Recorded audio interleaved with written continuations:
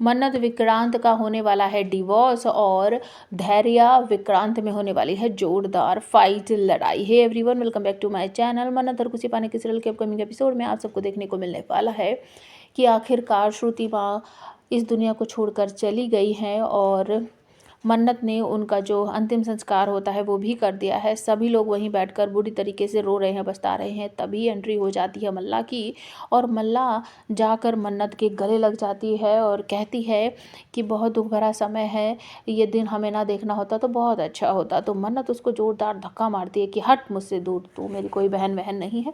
तभी मल्ला अपने हाथों में से एक पेपर जो होता है उसे नीचे गिरा देती है और कहती है कि सॉरी, मैं इस समय तुझे ये सब नहीं दिखाना चाहती थी, लेकिन मैं क्या करूं, मुझे विक्रांत ने फोर्सली यहाँ पर भेजा है, मुझे आना पड़ा, मैं मजबूर थी। मन्नत उठाकर देखती है कि आखिर वो पेपर क्या है। तो वो डिवोर्स पेपर होते हैं। जब मन्नत उसे पढ़ती है तो उसमें लिखा रहता है विक्रांत सलूजा और मन्नत खन्ना। ये पढ़ते ही वो बहुत बुरी तरीके से रोने लगती है। धैर्य उसके पास आता है, कहता है कि मुझे दिखाओ मन्नत, मैं 1 मिनट देखता हूँ, पढ़ता हूँ। तो वो बहुत सारी बातें बोलती है कि विक्रांत इतना बदल गए हैं, वो मुझसे डिवोर्स चाहते हैं, उनको शर्म नहीं आ रही है, श्रुति वहाँ चली गई है, वो यहाँ आना गवारा नहीं समझा उन्होंने और डिवोर्स पेपर भेज दिए हैं।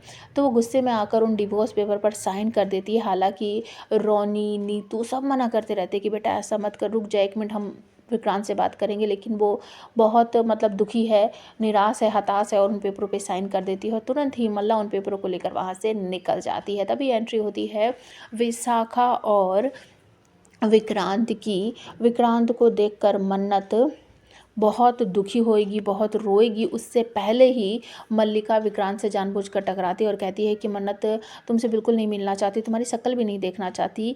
लेकिन विशाखा कहती है कि हाँ बेटा, मैं तो तुमसे पहले ही कह रही थी कि यहाँ हमें नहीं आना चाहिए। तो विक्रांत कहता है इस समय मुझे मन्नत जी से बात करनी है, मैं और किसी की कोई भी बात नहीं सुनूंगा। तो वो अंदर चला जाता है और उसके बाद मन्नत से बहुत माफ़ी मांगता है। मन्नत रोती हुई चिल्लाती हुई कहती है आ गए आप, मिल गया टाइम आपको, क्या ज़रूरत है आपको यहाँ आने की, चले जाइए, आप तो मेरी शक्ल भी नहीं देखना चाहते, श्रुति माँ से आपका कोई रिश्ता नहीं है। विक्रांत रोते हुए कहता है नहीं है, मेरा रिश्ता है, मैं तुम्हें इस हालत में नहीं देखना चाहता। और उसके बाद मन्नत बहुत बुरी तरीके से भड़कती है, कहती है कि आप यहाँ से चले जाइए, बस आप मेरी माँ को शांति से इस दुनिया से वापस भी नहीं जाने दे रहे हो। क्या मेरी माँ को शांति से इस दुनिया से दूसरी दुनिया में जाने का भी हक नहीं है क्या? मन्नत विक्रांत दोनों बहुत बुरी तरीके से रो रहे हैं और इसी बात का फ़ायदा उठाती है विशाखा। धैर्य बाहर निकल जाता है और विशाखा जब अंदर आने लगती है तो उसको रोकता है कि आप अंदर नहीं जा सकती, क्योंकि मन्नत और विक्रांत आपस में बात कर रहे हैं।